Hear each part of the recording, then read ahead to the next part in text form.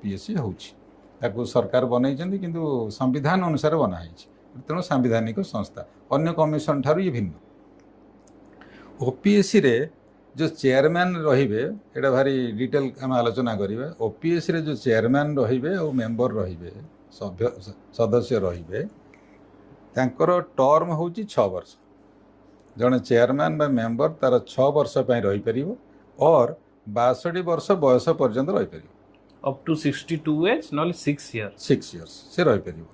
मन रहिबो किए ये हला 10 इयर 6 वर्ष रहि परिबे और 62 वर्ष बयस पर्यंत रहि परिबे एवं रहिबो किए चेयरमैन किए हेबो सभ्य किए हेबो ना चेयरमैन हेबे रिटायर्ड लोक हेइ परिबे इन सर्विस लोक भी हेबे हे परिबे। रिटायर्ड लोक हेले से तो रिटायर्ड कर जाई जॉइन करिवे जदि कोनोसी चाकरी थिबा लोक को सरकार बाछंती ताले ताको जॉइन करिया पूर्व चाकरी छाड़िया पड़िबो मोट ऊपर चाकरी रे थिले हेबनी हेबो मोट कथाटा सेया।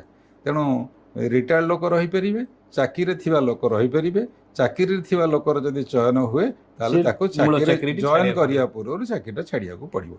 ये हला किए रहिबे। 2 नंबर कथा हला चेयरमैन और मेंबर बाद आउ जो ऑफिसर भी रहिबे काम करिया को ऑफिशियल काम करिया को एग्जीक्यूशन करिया को कमिशन रो निष्पत्ति एग्जीक्यूशन करिवे सेठी देखंतु पीएससी रे रहिबे special secretary additional secretary secretary assistant secretary रहिबे। आकु किए अपॉइंटमेंट करिवो ये चेयरमैन मेंबर को अपॉइंटमेंट करिवे सरकार ये ऑफिसर मानक को भी अपॉइंटमेंट करिवे सरकार। ये जो ऑफिसर मान को सरकार अपॉइंटमेंट करिवे ये ऑफिसर माने ट्रांसफरेबल ताकू सरकार आज अपॉइंटमेंट कले दरकार पड़े काली काढ़ी देबे नो फिक्स टर्म ता टेन्योर फिक्स विराट बड़ कथा आपण विराट प्रश्न तार फिक्स टेन्योर नाही जे हाँ जड़े ऑफिसर को आम जमी चेयरमैन मेंबर परी कले 6 वर्ष पर्यंत रहिबो किंबा 62 वर्ष बयस पर्यंत रहिबो सेटा ऑफिसर क्षेत्र में लागू हेबनी।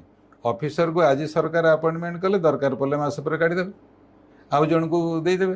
तेणु स्पेशल सेक्रेटरी होउचंदी head of the office so far execution is concern.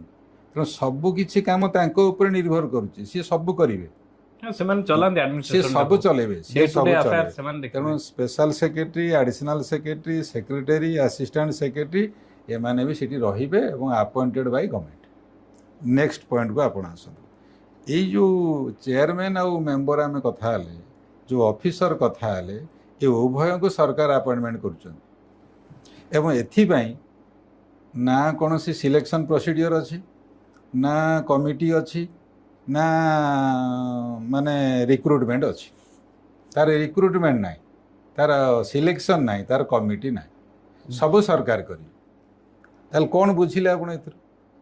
तेणु चेयरमैन अपॉइंटमेंट हो मेंबर अपॉइंटमेंट हो कि ऑफिसर अपॉइंटमेंट हो कि ऑफिसर ट्रांसफर भी अपॉइंटमेंट हो नहीं पीएनटे कमिशन करूची तार क्लास 3 क्लास 4 पोस्ट गुडा कमिशन अपॉइंटमेंट जो माने एडमिनिस्ट्रेशन चलेबे एडमिनिस्ट्रेटिव सीनियर ऑफिसर जते सब रहिबे सेटा सरकार करिवे सब सरकार करिवे। तेणु appointment of chairman member and senior officer bureaucrat ये सब appointed by government no selection no committee no recruitment. यार अर्थ मु बुझिबी आप जे के भी सुनुथिबे बुझिबे जे directly under the control of government आज्ञा no selection no committee no recruitment. हाँ आमे तो देखिथिबा जे हठात किना कोनोसी डीजिंग कार्यकाल सरुची ता परदिन सकाळे रिक्रुटमेंट बाहर जासी ओपीएससी चेयरमैन हे गले हु डिसाइडेड इट सरकार आपण को कथा को जदी आलोचना को नबा जे जने आईपीएस ऑफिसर डीजी थिले रिटायर्ड करियले कि आउ जने आईपीएस ऑफिसर फायर सर्विस रे थिले डीजी रैंक रो थिले से रिटायर्ड करियले कि चीफ सेक्रेटरी XYZ के थिले ता रिटायर्ड करि गले ताको पीएससी चेयरमैन हमें कर दबा। Who decided who selected him who select where is the process ना सिलेक्शन प्रोसीडियर अछि ना रिक्रुटमेंट अछि ना कोनोसी कमिटी टू सिलेक्ट अछि। तेणु एटा डिस्क्रिशन ऑफ गवर्नमेंट कहिया को गले मुख्यमंत्री को डिस्क्रिशन। तेणु मु कहिबी ये तमाम आलोचनार कहिबी मेंबर चेयरमैन ब्यूरोक्रेट तार जो प्रोसीडियर ऑफ अपॉइंटमेंट रही मु कहिबी जहाँ चली ये directly under the control of government not free from the clause of government. एक